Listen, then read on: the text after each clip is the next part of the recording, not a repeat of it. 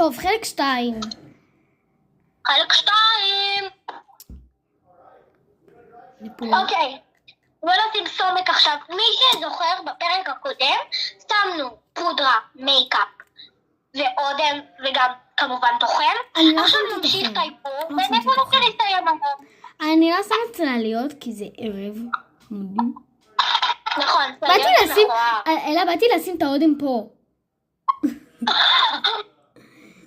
באמת לא, צלליות רוצה קחי. לא, אני לא יכולה. איזה בטח שאני לא יכולה לשים צלליות. בואי איזה מתבוצת חמודה לסומק. תצלמי.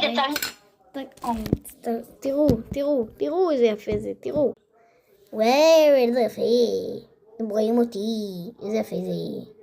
זה יפה, זה חד קרע. זה גם רצוף, שתפסתי את זה. בכוונה שתפתי את זה כדי שזה יימרח.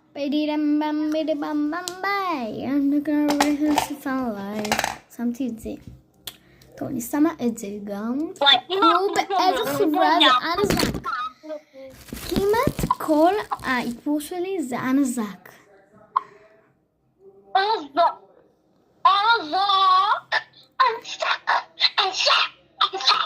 אנחנו אחרי אוהבות אגם בוכות.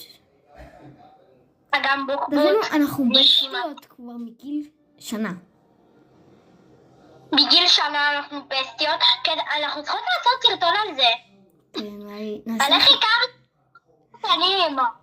זה ולוג לא נעשה לכם ספוילרים לסרטון הבא שלנו, שזה עוד איזה דקה וחצי.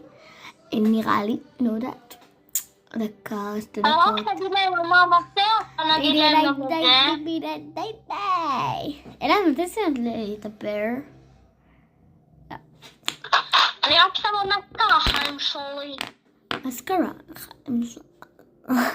מה שכן, אני יכולה להגיד לכם עכשיו, איך אני לא שמה צלליות. אתם בטח אומרים, אלה שכחת לשים צלליות? כאילו מה, מי לא שם צלליות? זה ערב, אי אפשר. אני מורידה את האיפור. תקשיבו, צלליות זה מגעיל. זה לא טוב לעיניים גם. כי יש פעמים שפשוט שוכחים להוריד אותם, כי הם בצבע של האור. רגע, העיניים שלי רגישות, אז אני לא יכולה לשים בכלל. והעיניים שלי פשוט זה הופך לגוון של האור שלי, אז אני שוכחת להוריד אותם, ואז אני קמה עם חדשקון עם העיניים. טוב, הורדתי את האיפור.